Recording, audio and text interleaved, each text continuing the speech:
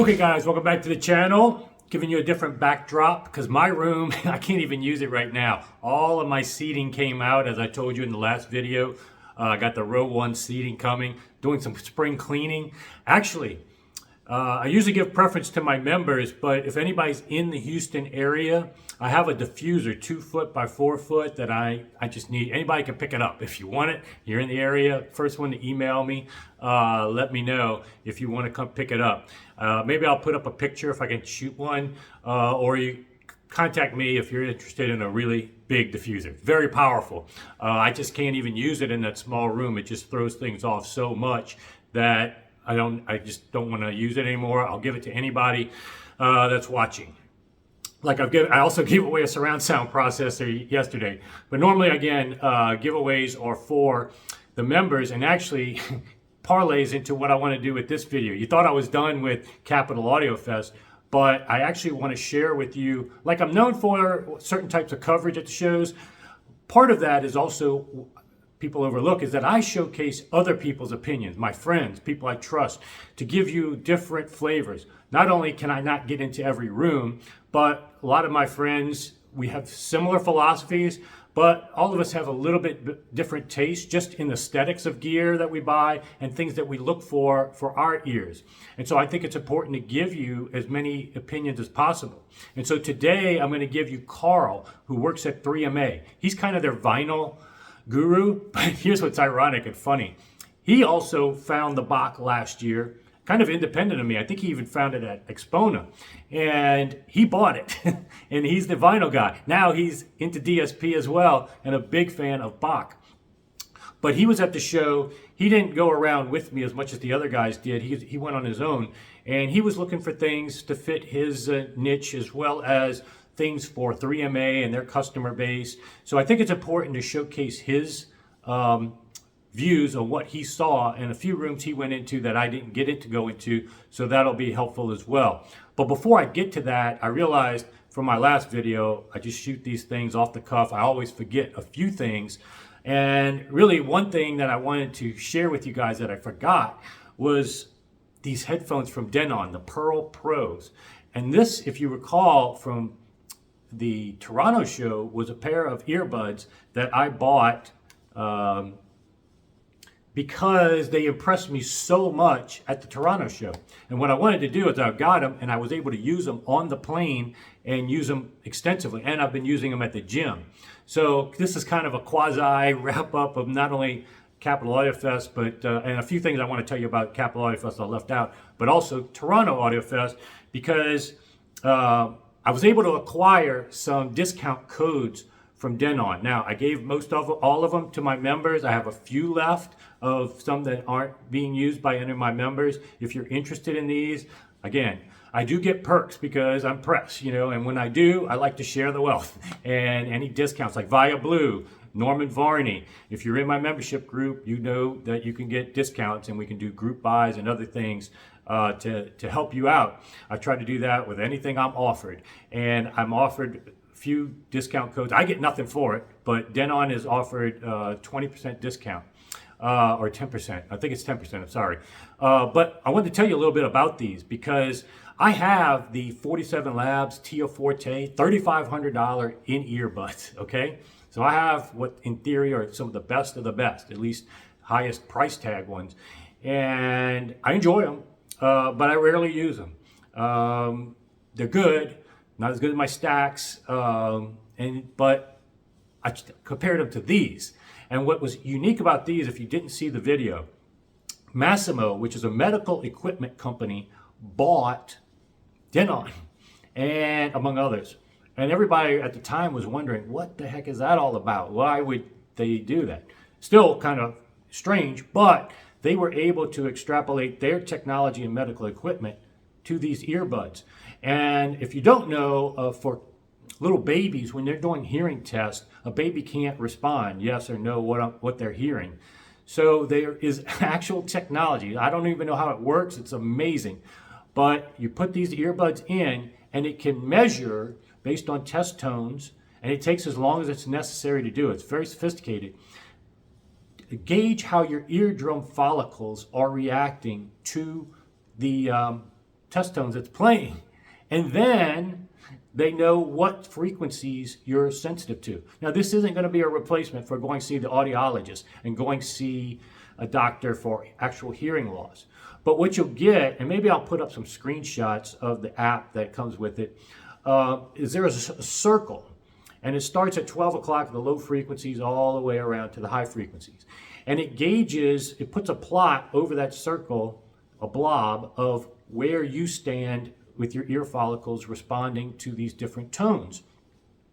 And so hopefully there's no right or wrong. He showed me like 10 to 20 people he measured that day. Nobody was a perfect circle. Perfect hearing. It doesn't even gauge perfect hearing per se, because you'll see yourself outside the blob in certain areas, or maybe inside where you're less sensitive, or maybe have some, quote, potentially could be hearing loss, but it's not definitive. Because like I said, each time you take the measurements, I've taken them like 3 or 4 times, it's a little bit different, okay? So what this also gauges is not just your ear follicle hearing, and this is a good thing actually. It gauges how well the ear piece is sitting in your ear. I've used different earbuds on the tips, and I've gotten different results. So different, like bass frequencies may be more pressurized in your ear, and so your blob may change. So don't be neurotic and worried about, oh my God, this thing's now going to tell me I don't have good ears or whatnot. Everybody's outside the circle or a little bit inside the circle. Ironically, he showed me one person that was almost perfect, but he showed me one guy that was 70 years old, an audiophile, seasoned audiophile. He actually had a lot of stuff outside the circle, which would mean you're more sensitive after all these years to certain frequencies. And so again, don't be sweating that part of it. It's really gauging not only your eardrum, but also how this is fitting in your ear at the time. So if you want to be neurotic, every time you put them in your ears, you can recalibrate to make sure it's perfect. But for the most part, you got 3 different bins, and you can save whichever one sounds best. You can turn it on or off. You can also add spatial aspects to it. A lot of technology in these Denon Perl Pro earbuds. So I would highly recommend if you're on the lookout. Oh, I've used them at the gym. Great. They don't fall out there. They are a little bit heavier. Let me show you. They're a little bit bigger than your normal earbud. But if you notice, it's got the word Denon written on it, and it's not just for show. This will help you orientate it in your ear the way you initially put it in and then twist it, such that it should be showing to somebody reading perfectly Denon, in the parallel plane like it should in your ear when properly put in. Comes in a nice case. I didn't have to charge. It's very good at the gym, like I said, and the noise canceling aspect of this is exceptional. I mean, if you're on the planes a lot and just want good noise canceling headphones, you don't even want to calibrate, this knocked out the engine noise like that. So again, I'm very high on these. I think it's with the discount, you're under 200 something, you're at 200 something bucks. Very high end, and like I said, comparing it to the Tia Fortes, 47 Labs, $3,500. I'm using these now, okay? So again, email me first. I think I have maybe 4 or 5 codes left. If you, let's do it this way, because nobody can see publicly well, I need your email. So email me. My email's always in the description if you want to buy these and get one of the codes. First come, first serve. Okay, now, one other thing that I left out of the show coverage that I think are important takeaways I wanted to tell you about. Well, 2 things. First, I meant to get back to the Bacch, if you remember. If you do buy the Bacch by the end of the month, you do get that optimal room correction software that is a new pilot project that he's going to have a full-fledged separate product for this, because it's a competitor to Dirac, Odyssey, Accurate, all these other pieces. But people that have the Bacch can not only become beta testers right now, well, in the near future when he's ready, but they'll get it for free. And he's going to go ahead and grandfather in, because he doesn't do show discounts anymore for the Bacch. This is kind of the perk for this show, is that you will get grandfathered in to get the optimal room correction. And let me tell you, it blends well into another point I wanted to make. These small rooms, both in Toronto and Capital Audiophiles, are not good. I mean, we measured how much room correction needed to be applied in the Bacch room, and it was crazy.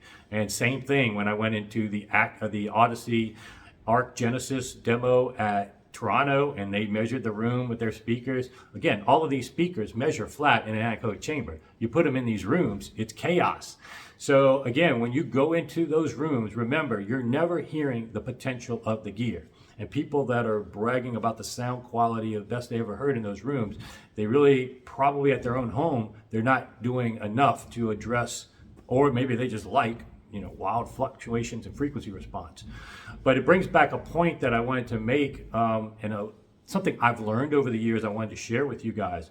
Because there was a room at the final day, I didn't mention it in my wrap up, it was the Modwright and Acora room. It was the Acora bookshelves, which to me, I like all the looks of the Acoras, but the bookshelf one with that dedicated stand is by far my favorite, especially in black and white. This one was the black granite. But in any case, of course, a speaker like that compared to the VRC1 and others that are full range, it's going to be low frequency compromised. And then on top of that, it's in these hotel rooms versus a nicer place. And it was matched with really good gear, Modwright gear. Very good. I mean, as good as it can come in most respects. Dan Wright is long-term in the industry. He does a quality product, very reasonable cost. He's much like Klaus with Odyssey in some respects. Long time in the industry, very quality product. And I remember going in that room and loving the looks of both the gear and everything, but knowing, hey, it's missing the last few octaves. It's going to only have a ceiling I can grade it at listening to it. But one of the things as I was listening to it, and this is the takeaway, is that when you know that these rooms are compromised, when you know that you're buying a speaker that you're probably going to have to pair with a stub, don't just knee-jerk leave the room and say, that room sucked. It doesn't have any bass. I can't do that. Yes, I could not live with that myself for my reference system alone, especially in that room. But if I did room treatments, I added a sub and added those last few octaves, what I was getting was the fact that when I left that room, it wasn't as bad as I thought it was going to be. Normally when I go into a room with low frequency compromised speakers, I don't like it at all. I mean, I'm very much in wanting full range. In real life, we can hear full range. I want my speakers to produce everything we can hear in real life. If not, the tonality is always going to be off. And I'm very sensitive to that. I put a lot of effort in my bass. And I think when people come over, other than the Bach and the amazing spatial cues you get, it's the bass that really is the takeaway from them, how I've meticulously paid attention to that. But one thing about this room is that when I left, I wasn't as negative feeling about the sound because the mid-range and the highs were so nice. And what was there was a lot to build off of if you did do more to the room and put a sub. So it's very important when you go to these shows to have this thing, all these variables in mind. Obviously, even the song they're playing, the volume they're playing. Remember, in the Kaladin room, I can't judge that. The volume wasn't near what I can use to judge that speaker. Make sure you keep all these variables in mind when you go to the show and don't just knee-jerk come to a conclusion about the gear, okay? So that was one of the takeaways I wanted to share with you. And also, as I was watching for the first time, actually, well, second time, I was there live, but I started re-watching some of my videos. I gotta say, that Diptyque, I probably should have given it even more thumbs up than I did because, yeah, it's at 17,000, but I don't think any other thing around 17,000 is quite in that ballpark. Some line source arrays get very expensive at the Ulcivox level to get similar type performance. The Maggies can be good, 20.7s. I think they're a little bit more. Would it compete with the 3.7s? I'll leave that up to you guys. But the Diptyque is definitely gaining on my scale of open baffles based on what I heard. And as I re-listened to my video, it reminded me, because I've heard that song, Ghost of Johnny Cash, Songs of Silence. And again, if you haven't watched my video, I dedicated a whole video to that song because is it AI? It's not Johnny Cash, I can tell you that. But is it somebody that sings like Johnny Cash? I need to do a follow-up video at some point, but go ahead and check that out if you haven't, because I'll try to do that pretty soon. But in any case, I know that song really well, heard it on tons of different systems, and the Diptyques were very impressive. So just wanted to give you those little addendums to my last wrap-up, but here's Karl sharing his best. Alrighty guys, here with Karl from 3MA. Just uploaded a short showing their new Boulder 3060 and 3010 stores coming together. I'll have more updates as they get. It's actually open if you want to come by, but still getting it all cleaned up. They're probably going to have a party at some point, so I'll let you guys know, and maybe you guys can come down, check it out, check out my place. Also, there's a show in March in Dallas. Same people put on the show that we just came back, Capital Audio Fest. That may be a show you want to come down, make it a whole week, come see me. In Houston, 3MA, go up to Dallas. I think a few people are already thinking about that being planned for March, spring break. But before we get too far ahead of ourselves, wanted to get Karl, because I didn't talk to him too much at the show, intentionally. No, I'm just kidding. But actually, he was staying in the room with JR. So him and JR were hanging out a lot. But figured go ahead and get his thoughts as well, give you guys as many opinions as possible from Capital Audio Fest. And Karl actually takes detailed notes. No video, but detailed notes. He's old school. So yeah, pad and pencil. Let's see how many we can get through here. What were some of your favorites? Well, remember in that last video you did a synopsis on the inexpensive rooms and stuff. I really like the Elac. Elac, okay, I didn't even go into Elac. Yeah, and I had never seen the speakers before, and I'd never seen the electronics. They were tall floor standings, and the electronics were like this tall. There were 3 of them. They were really thin. So okay. Yeah, it's got some, probably still the legacy of Andrew Jones is there in the design. So yeah, likely, I wouldn't doubt that Elac would be good. Can you hit that door a little bit? Yeah, we're getting a little bit. They're still cleaning up and doing a lot of stuff here. So yeah, Johnny's on a tear right now. He's cleaning. So we're finished cleaning the window, all the doors. So that's done. But, so Joel Ray is also here. He wasn't at the show, but he does a lot of the artwork that you've seen at 3MA. Really cool. He's got a site, Never Connected. You want to check out his artwork. What else you got here? Well, like I said, the Bayz audio. That's the first time I've heard them sound good in a room. It's a paperclip type looking speaker, omnidirectional, carbon tube loading, very interesting speaker, and finally sounded great. Finally sounded good. Yeah, I mentioned the same problem. Hadn't heard them sound great, and I thought they did sound a lot better this time. Oh yeah, the YG. YG and Vinnie Rossie, Yeah, and the Vinnie Rossie, beautiful sound. And it was a beautiful room too. I think those guys at Alma did a really nice job with their room setup. Acora, very natural sound. And I have 3 other, I have 4 rooms that I gave stars to. Okay, let's get to those, yeah. Okay, the GGT Audio, Vivid with the Mola. They had this switch, and it was just very quiet, just a lovely sound. The Dartzheel, Stenheim. The Stenheim with the Dartzheel, okay. Awesome. Yeah, that was a... Yeah, because I listened to the turntable, it had an airtight opus, which has its problems, but the cartridge. Dartzheel and Stenheim have been used together in many shows now. Joseph Audio. Yes, he's always great. And that's one of my regrets of this show. I never got to really sit down, but I've given Joseph Audio props in many prior shows. I know it would have been among my top if I got to spend a lot of time there. He had 2 rooms actually. I thought his smaller room, the way it was, I really liked that. And his bookshelf that, what is it called? It's not the Pearl, Pulsar, was one of my best from Tampa show. Oh, those Kromas, those giant. Yes, the Kroma Atelier. But it's funny because I kind of made a note of a song that "Make Us Stronger."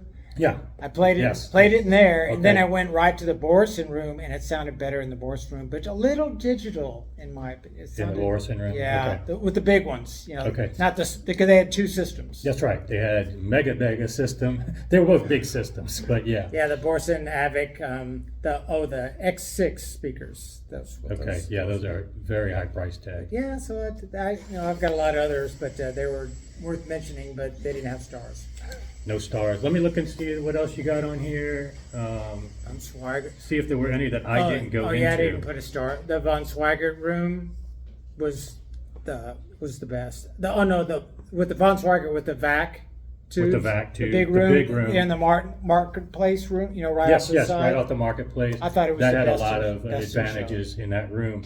Lots of space, and those smaller Von Schweikerts was probably the smallest ones I've seen them use all year. at the show, and it was able to fill that room admirably. Yeah, So, the other ones were on static display. So yeah. they've brought even their mega ones, I think, before, but yeah. Some of these rooms, let's see if there are any of them I didn't get into that. Let's see. There's the back. Yeah, so pretty much I agree with you on all of these. It's just so tough when I go to the show to mention everybody. I like to sometimes bring out, like this theme was bringing out the budget room, because that just consistently was a theme of that show, as well as the open baffles. So but this gives you another perspective. Hope you find it valuable, even though it comes from Karl. I'm always the butt of the jokes. Poor Karl. We're going to put him back to work. We got to get him back to work, helping get the store ready. So hope you enjoyed, guys, and we'll see you back here soon.